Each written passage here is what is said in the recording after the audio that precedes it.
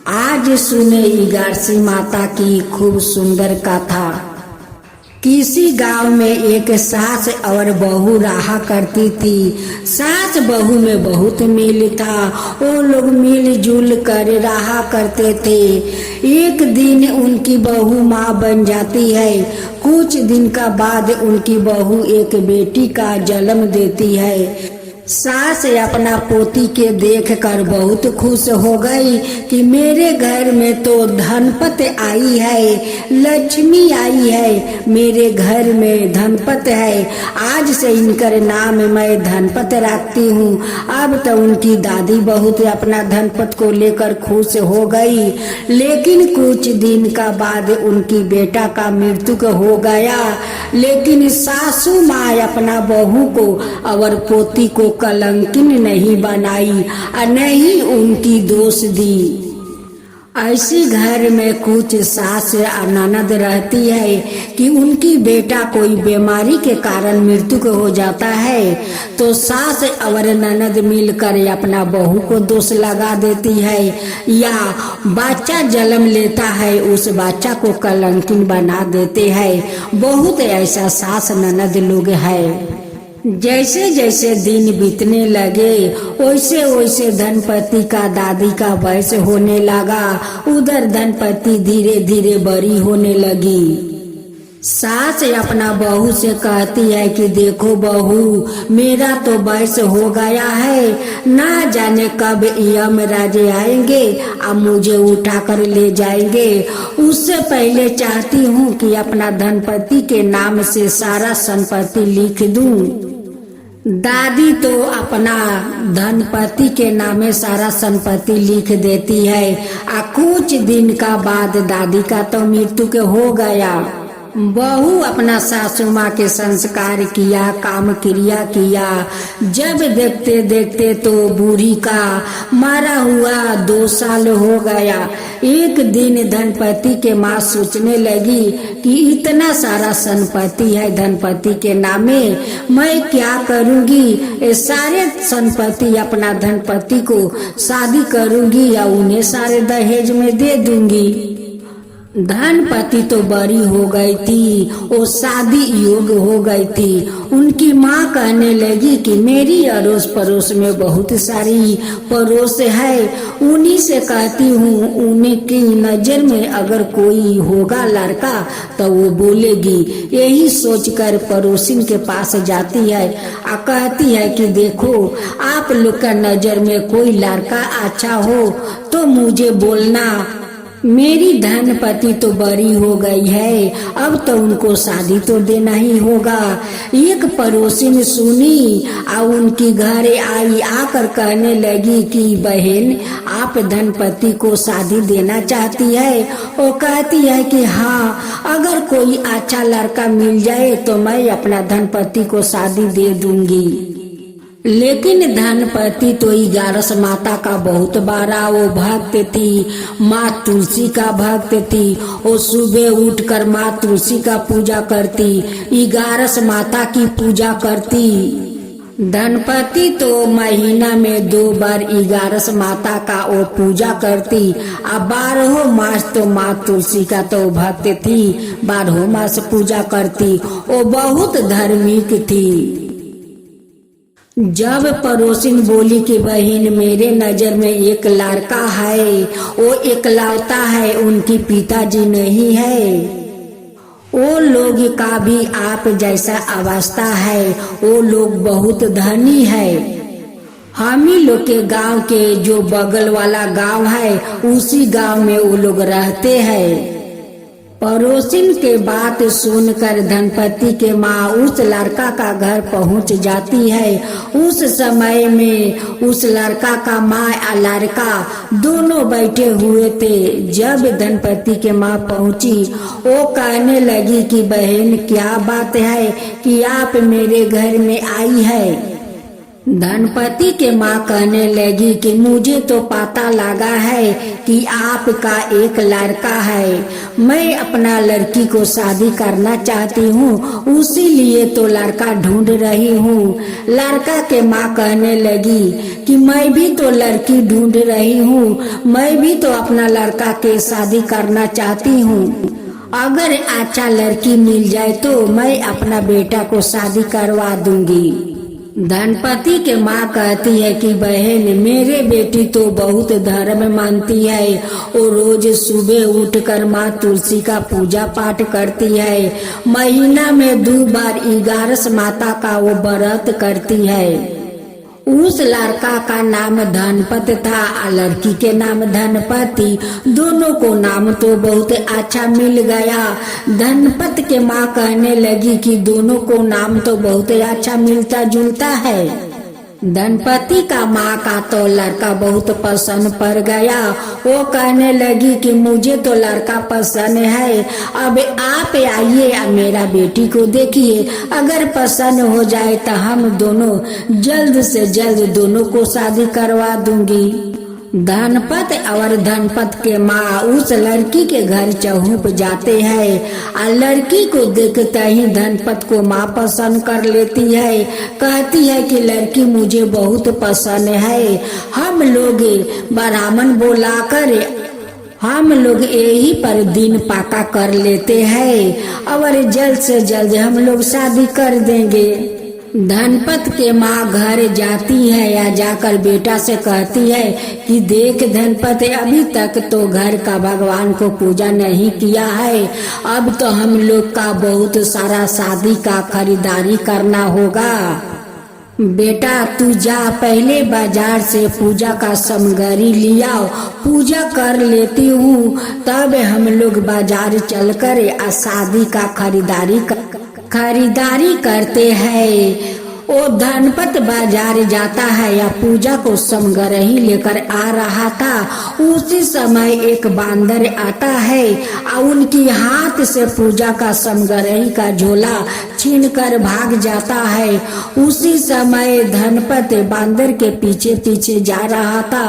कहने लगा कि बांदर महाराज, मेरा पूजा को सामान दे दो, मेरा पूजा को सामान दे दो। लेकिन बांदर तो सुन नहीं रहा था, वो दौड़ते जा रहा था और पीछे से धनपत जा रहे थे। सामने एक बरगद का पेड़ था, वहाँ पर 5-6 औरत लोग बैठकर 11 माता का कथा कह रही थी। वो लोग उपवास थे। अब बांदर जो औरत कथा सुना रही थी उसी का सर पर जाकर कूद जाता है और उस औरत माटी में गिर जाती है। अब तो औरत को गुस्सा आ गया। जब धनपत पर नजर पड़ा तो वो कहने लगा कि तू क्या बांदर है कि तू बांदर के साथ दौड़ रहा है? जा, आज से तुझे मैं श्राप देता हूँ कि तू ऐसा ही बंदर होकर कूदते रहना। उस औरत का तो श्राप पड़ गया, धनपत बांदर बन गया। अब बांदर बनकर वहीं पर बैठा है। इधर धनपत को माँ कहने लगी कि भाई धनपत गया है पूजा का सामग्री लाने, अभी तक नहीं आया। अब उनकी मन नहीं माना, वो खोजने निकल गई। सभी से पूछती है कि आप लोग मेरा धनपत को देखा है? कोई नहीं कहता है कि हाँ मैं देखा हूँ। खोजते खोजते जाती है, देखती है कि एक बरगद के पेड़ के पास बहुत सारा औरत बैठी है। वहाँ पर जाती है, वो लोग से पूछती है कि आप लोग मेरा बेटा को देखा है? वो लोग कहने लगे कि यही तो आपको बेटा है बांदर। वो कहने लगी कि बहन, क्या आप मुझसे मजाक कर रही है? मैं तो अपना बेटा को खोजता हूँ। उस औरत लोग कहने लगी कि देखो बहन, हम लोग झूठ नहीं बोलते हैं, यही आपका बेटा है। हम लोग तो 11 माता का आज उपवास किया है।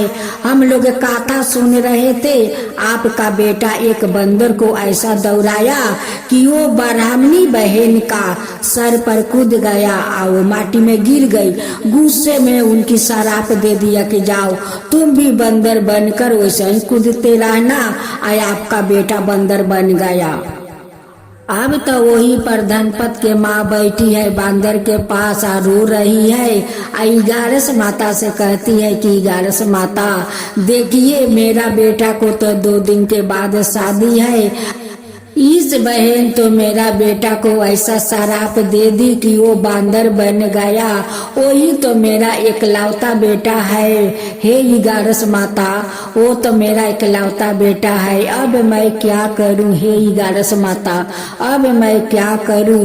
रोते रोते अपना बांदर बेटा को लेकर घर जाती है।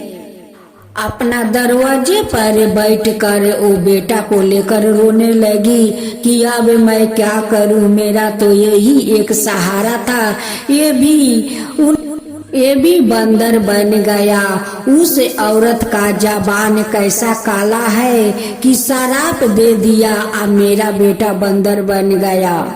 धनपत का माँ को दुख देखकर ग्यारस माता एक बूढ़ी का रूप धारण लेती है। धारण लेकर उनकी पास आती है और कहती है कि बेटी, क्या हुआ कि तू इतना रो रही है? क्या हुआ? वो कहने लगी कि माता देखिए, मेरा तो एक ही बेटा था, यही मेरा सहारा था। और उस औरत का मुंह में कितनी काली जबान है कि ऐसी शराप दी कि मेरा बेटा बंदर बन गया। अब मैं क्या करूं? हे माता, मैं क्या करूं? यही तो सहारा था, अब किसका सहारा मैं जीऊंगी? मेरा बेटा का तो 2 दिन के बाद शादी था। अब वो लड़की तो इस बांदर से शादी नहीं करेगी। अब मैं क्या करूं? भेष रूपी ग्यारस माता धनपत को बा को समझाती है और कहती है कि बेटी, उसका जबान काली नहीं है। मैं उसकी बारे में तुझे एक कथा सुनाती हूँ। उस ब्राह्मणी का मन में एक ही इच्छा था कि भगवान अगर उन्हें कोई वरदान दे देता और जो मनुष्य को बोलती वही पर जाता। यही सोचकर एक दिन ब्राह्मणी जंगल में चली जाती है और जाकर विष्णु भगवान को आराधना करती है कि हे विष्णु भगवान, मुझे यही वरदान दीजिए और जब तक ये वरदान नहीं देंगे तब तक मैं यहाँ पर अन्न जल त्याग करके आपका तपस्या करूंगी। उस औरत ने बिना अन्न जल 2 दिन ग्रहण किए और वो विष्णु भगवान का कठोर से कठोर आराधना करने लगी। एक दिन विष्णु भगवान प्रकट हुए और कहने लगे कि हे ब्राह्मणी माता, आपका इस आराधना पर तो मैं बहुत प्रसन्न हूँ। आप मांगिए, क्या मांगना चाहती है? ब्राह्मणी कहती है कि भगवान, आप मुझे ऐसा वरदान दीजिए कि मैं जिसको जो कह दूं वो उसका पर जाए, वैसे ही मुझे वरदान चाहिए। अब तब विष्णु भगवान कहते हैं कि ठीक है ब्राह्मणी माता। विष्णु भगवान वरदान दे देते हैं या देकर अंतर ध्यान हो जाते हैं। अब तो ब्राह्मणी वरदान पा गई और उसी वरदान पहला बार वो धनपत को सामने पाई और धनपत को शराप दे दिया। ब्राह्मणी का तो शराप देखकर बहुत मन में प्रसन्न हुआ। पहली बार मैं आज अपना शराप को पूरा किया है और किसी को शराप देकर आज बंदर बनाया है। यही बेटी उस ब्राह्मणी का कथा है। तू चिंता मत कर, तू जा, जिस लड़की से शादी ठीक हुआ है उसका घर जा, सारा तू सच सच बता देना। देख, उसी लड़की के कारण तेरा बेटा का इस बंदर से मुक्ति मिलेगा। उस लड़की बहुत धार्मिक है, भक्ति है। वो ग्यारस माता का वो व्रत करती है, बहुत श्रद्धा भक्ति से करती है, माँ तुलसी का पूजा करती है। उस लड़की एक बार तेरा बेटा के साथ शादी कर लेती है तो तेरा बेटा जरूर बंदर से मुक्ति पा जाएगा। धनपत के माँ अपना बंदर बेटा को लेकर उस धनपति को घर पहुंचती है और जाकर धनपति को माँ से कहती है कि बहन, मैं बहुत मुसीबत में पड़ गई हूँ। देखिए मेरा बेटा एक औरत का शराब के कारण बांदर बन गया है। अगर आप अपना बेटी से मेरा बेटा के साथ शादी करवा देती है तो मेरा बेटा फिर से बांदर से अपना रूप में आ जाएगा। बहन मेरा बात मान लीजिए, मैं आपका हाथ जोड़ती हूँ, पैर पड़ती हूँ, मेरा बेटा को जीवन बचा लीजिए, मेरा बेटा को जीवन बचा लीजिए बहन। धनपति के माँ कहने लगी कि मैं आपका बंदर के साथ शादी करके अपना बेटी का जीवन बर्बादी करूंगी, मैं शादी नहीं करूंगी। अब तो जिद करने लगी कि मैं कभी अपना बेटी को बंदर से शादी नहीं करूंगी। वो तो रोने लगी, हाथ जोड़ने लगी, पैर पड़ने लगी। अब उनकी रोना देख कर उनकी बेटी का माया आ जाता है। अब बंदर जाकर उस लड़की को पैर पकड़ के बैठ जाता है। धनपति कहने लगी कि माँ देखो, अगर उस पोसू से शादी करके उनकी बेटा अगर अपना रूप में आ जाते हैं तो मैं शादी करूंगी माँ, मैं शादी करूंगी। नहीं बाजा बाजेगा, नहीं बारात, इसी अंगना में अग्नि कुंड जला दो, इसी अग्नि के सामने उनकी बेटा के साथ 7 फेरा ले लेता हूँ माँ, ले लेता हूँ। अब माँ मजबूर होकर उसकी बेटा बांदर के साथ शादी करवा देती है। अब तो धनपति शादी करके अपना सास और पति के साथ ससुराल चली जाती है। वहाँ जाकर 11 माता का श्रद्धा भक्ति से पूजा करती है। एक दिन 11 माता आकर उनकी बहू का सपने में दर्शन देती है। कहती है कि बेटी तू तो सत्य है रे, तू सत्य है, तेरे सत्य के कारण तो इसका मुक्ति मिलेगा बेटी। तू शादी करके एक माँ पर बहुत बड़ा उपकार किया है बेटी, बहुत बड़ा उपकार किया है और तेरे कारण इसका मुक्ति मिलेगा। 11 माता कहती है कि बेटी देख, तोरा पहला दूसरा एकादशी व्रत हो गया है, तीसरा दिन तेरा पति अपना रूप में आ जाएगा। आज मैं तुझे आशीर्वाद देती हूँ कि तू सादा सुहागिन रहेगी, अमर सुहागिन रहेगी। आज जो लोग इस एकादशी का 11 माता का व्रत करेगा वो भी अमर सुहागिन बनकर रहेंगे, वो सादा सुहागिन रहेंगे बेटी। कहकर अंतर ध्यान हो जाती है। जब धनपति तीसरा एकादशी करती है और एकादशी माता का प्रसाद अपना पति को पहला खिलाती है, उस प्रसाद खाकर उनकी पति अपना रूप में आ गया। उनकी सास देखकर बहुत खुश हो गई। मेरी बहू तो सावित्री है, सावित्री। जैसे सावित्री अपना पति को जमराज से छीन कर लाई थी, वैसे मेरी बहू आज अपना पति को बांदर से अपना रूप में लाई है। तो मेरा बहू तो सावित्री से कम नहीं है। हे 11 माता, जैसे आप उस धनपति पर कृपा किया वैसा ही सबका ऊपर कृपा कीजिए। हे 11 माता, जो आपका कथा कहे, जो सुने, जो हुंकार भरे, उन सब का ऊपर कृपा कीजिए। हे 11 माता, सबका ऊपर कृपा कीजिए। 11 माता की जय हो, 11 माता की जय हो, विष्णु भगवान की जय हो, विष्णु भगवान की जय हो। आज आप सुने माँ तुलसी का खूब सुंदर कथा। बहुत समय की बात है, एक सास बहू थी, दोनों माँ तुलसी का पूजा किया करती थी। लेकिन सासू माँ बहुत सीधा साधा थी और बहुत ही कामचोर, वो काम करना नहीं चाहती थी, लेकिन सारा काम अपना सासू माँ से करवाती। सासू माँ खुशी खुशी सारा संसार के काम कर लेती।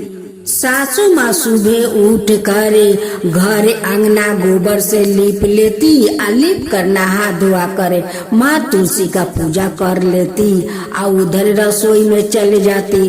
तब जाकर बहू सोकर उठती, उठ कर नहा धोआ कर माँ तुलसी का पूजा करके और जाकर बैठ जाती। लेकिन सासू माँ कभी नहीं कहती कि तुम इतना देर से क्यों उठती हो।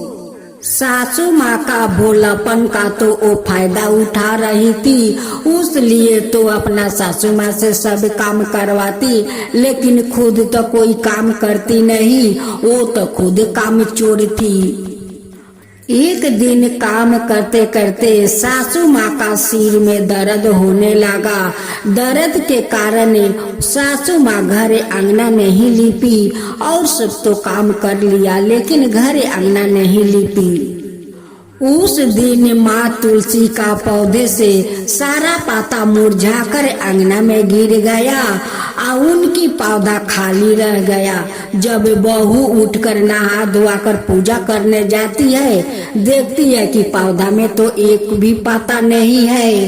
अब सासू माँ के कहने लगी कि आज देखो तुम्हारे कारण माँ तुलसी रूस कर कहीं चली गई है, देखो तो पौधा में एक भी पत्ता नहीं है। आज तुम घर अंगना गोबर से नहीं लिपी तो आज माँ रूस कर कहीं चली गई है।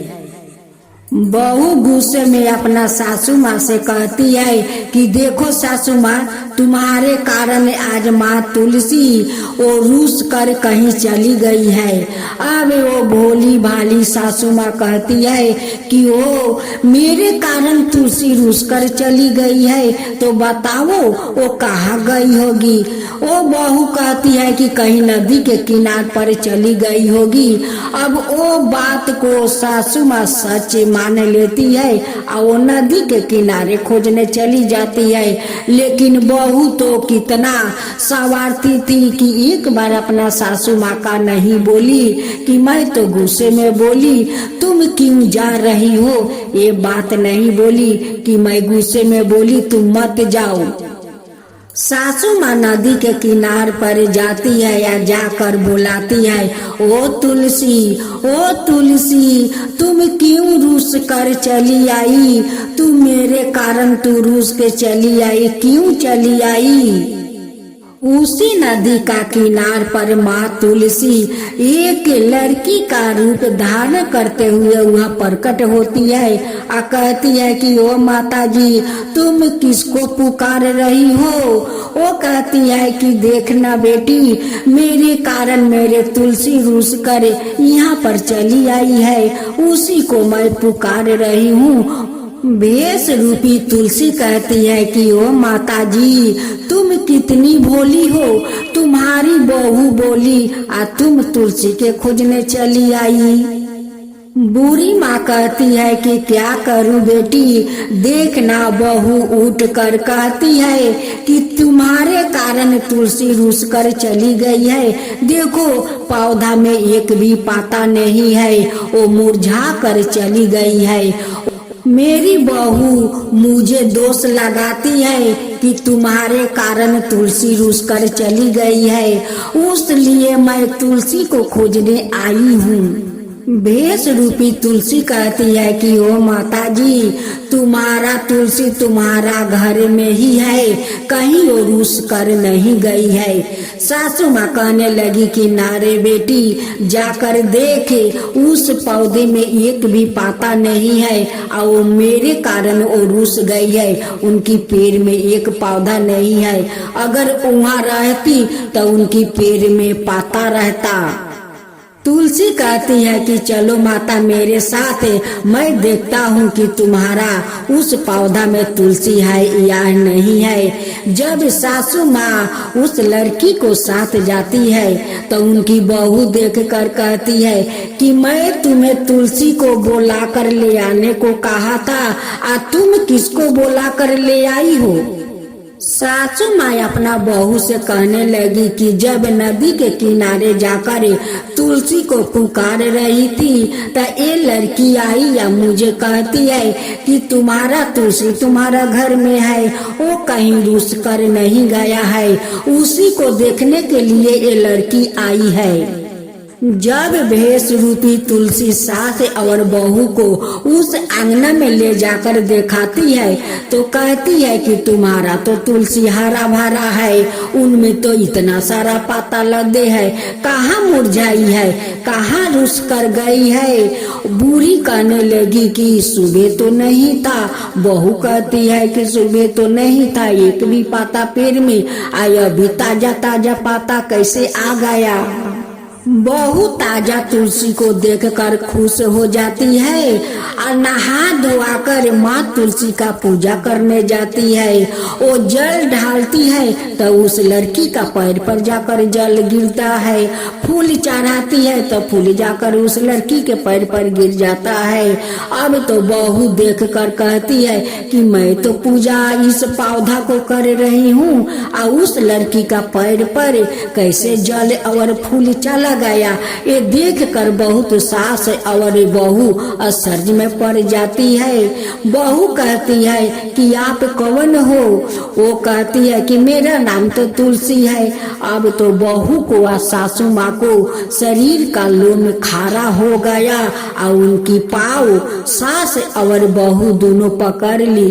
कहने लगी कि माँ आप मेरे साथ आई, आप साक्षात मेरे घर में दर्शन दिया माँ। बहू कहती है कि माँ आज पहला बार साक्षात आपको चरण का पूजा किया है माँ, आपको चरण को पूजा किया है, मुझे माफ कर दीजिए माता, मुझे माफ कर दीजिए। मैं तो गुस्से में सासू माँ का बोला कि नदी के किनारे चली गई है। तुलसी रूस कर सासू माँ मेरी बात को सच मान करे और वो चली गई तुलसी को ढूंढने। अगर मैं नहीं कहता, सासू माँ नहीं जाती तो तुलसी माता को दर्शन कहाँ मिलता। जो भगवान करवाते हैं वो सही करवाते हैं। ये तो आप ही का इशारा था कि मैं सासू माँ को बोलूं कि तुलसी रुसगर चली गई है। नहीं सासू माँ को बोलती, नहीं सासू माँ नदी के किनारे आपको खोजने जाती और नहीं आपको दर्शन होता माता। ये तो आपका इशारा था माता, आपको इशारा। आप अगर नहीं गाछ में मुरझाती और नहीं मैं सासू माँ को बोलती और नहीं आपको आज साक्षात दर्शन होता माता, दर्शन होता। अपना दर्शन देकर धन कर दिया माता, धन कर दिया। माँ तुलसी कहने लगी कि जो मेरा श्रद्धा भक्ति से पूजा करेगा उसको भी ऐसा ही दर्शन मिलेगा।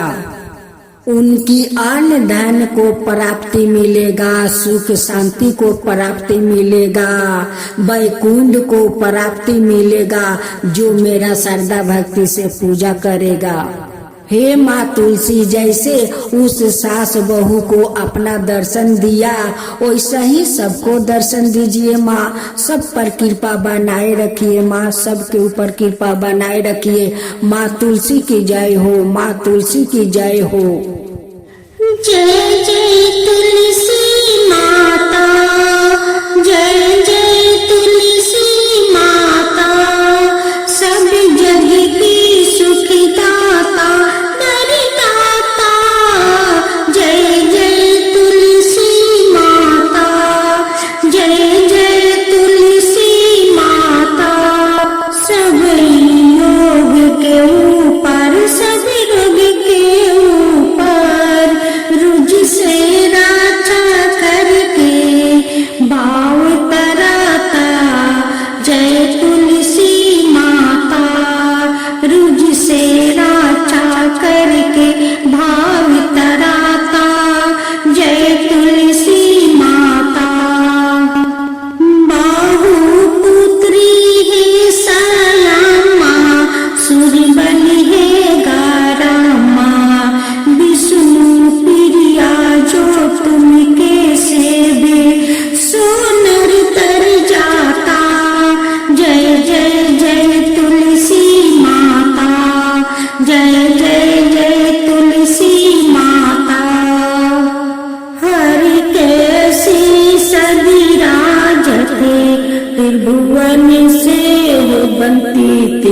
पतित जनों की तारानी